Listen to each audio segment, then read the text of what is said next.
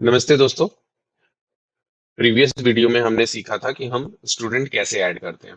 आज हम जानेंगे कि हम फी कलेक्शन कैसे करेंगे।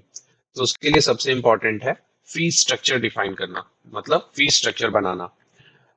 जैसे हमारे यहाँ लाइब्रेरी में होता है ना कि मॉर्निंग शिफ्ट का अलग रेट प्राइस है, या फिर दो कंबाइंड शिफ्ट का अलग प्राइस है, सिंगल शिफ्ट का अलग प्राइस है। तो हम पहले डिफाइन कर लेंगे ताकि हम आसानी से फी में उसे ऐड कर सके। तो सबसे पहले हम जाएंगे फी स्ट्रक्चर में, है ना।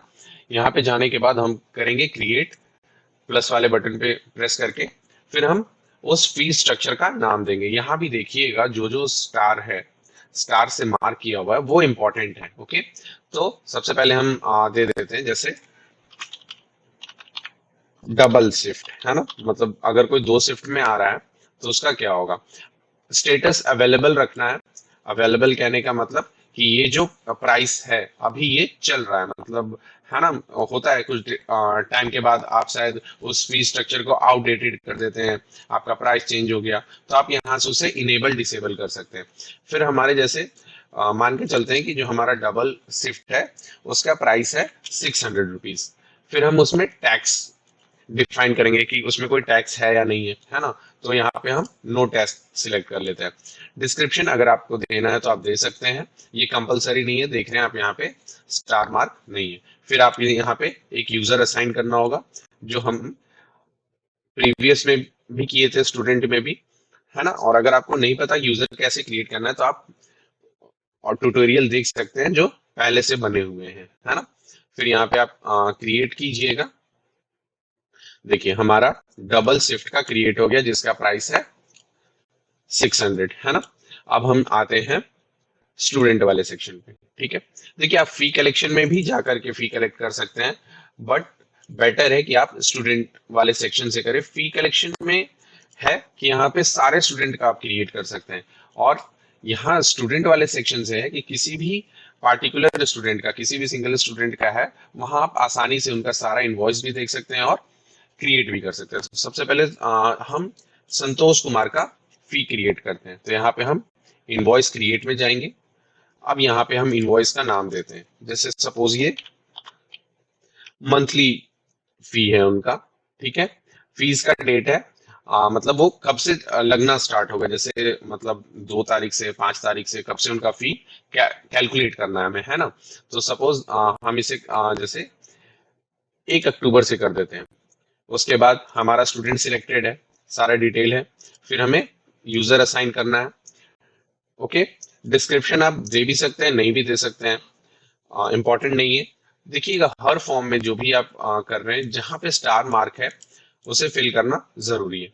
फ्रीक्वेंसी यहाँ मंथ है, कहने का मतलब क्या है कि जैसे हम ये मंथली फी क्रिएट कर रहे हैं, कुछ स्टूडेंट ऐसे होते हैं जिनका हर 3 मंथ पे फीस चलता है, या हर 6 महीने पे फीस चलता है, या मंथली फीस चलता है। तो यहाँ फ्रीक्वेंसी का मतलब वही है।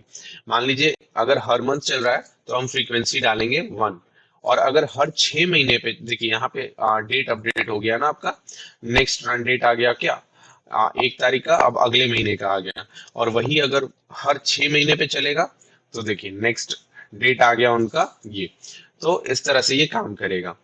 ओके, तो हम इसे मंथली करते हैं।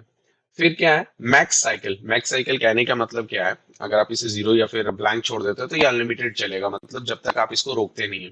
पर आप एक इसे मान के चलते हैं कि चलो 1 साल तक इसका फीस हम यही कैलकुलेट करने वाले हैं, मतलब 1 साल तक मेरा फीस में कोई बढ़ोतरी नहीं होने वाला। तो हम इसे सिंपली 12 कर देते हैं, यानी हर महीने ये चलेगा और 12 महीने तक चलेगा। ठीक है, रेकरिंग फी, इसे यस रखना है। किस केस में, मान लीजिए जैसे आप चाहते हैं कि इस फी को ऑटोमेटिकली जनरेट किया जाए और कलेक्शन हो, है ना, मतलब आपको बार बार आकर के फीस ना बनाना पड़े, तो आप इसे यस रखेंगे। और अगर आप इसे नो करते हैं तो ये वन टाइम फी हो जाएगा। कहने का मतलब क्या है कि ये अगले मंथ में दोबारा अपने आप क्रिएट नहीं होगा। ओके, तो हमारा सारा डिटेल प्रॉपरली फिल हो गया। फिर हम इसे कर देंगे सेव।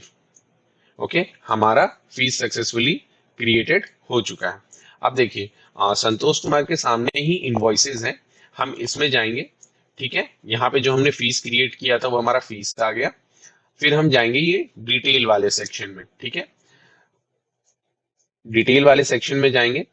अब देखिए यहाँ पे इनका जो भी हमने डिटेल फिल किया था वो सारा आ गया। अब हम यहाँ पर आएंगे प्लस आइकन में, क्रिएट में। अब हम इनका जो चार्जेस है, जो हम इनसे पैसा लेना चाह रहे हैं जिस चीज के लिए, वो ऐड करेंगे। यहाँ पे हम करते हैं डबल शिफ्ट का, जैसे हमने अभी क्रिएट किया था ना फी स्ट्रक्चर में, तो फी स्ट्रक्चर हम यहाँ पे ऐड करते हैं। ठीक है, ओके।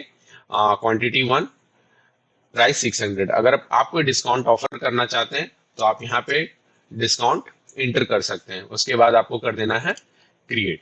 हमारा ऐड हो गया। अब देखिए इनका क्या हो गया, फी स्टेटस क्या हो गया, नॉट पेड। इन्होंने अभी पैसा नहीं दिया है। ठीक है, और ये आपका टोटल हो गया 600, पेड 0 और ड्यू अमाउंट 600।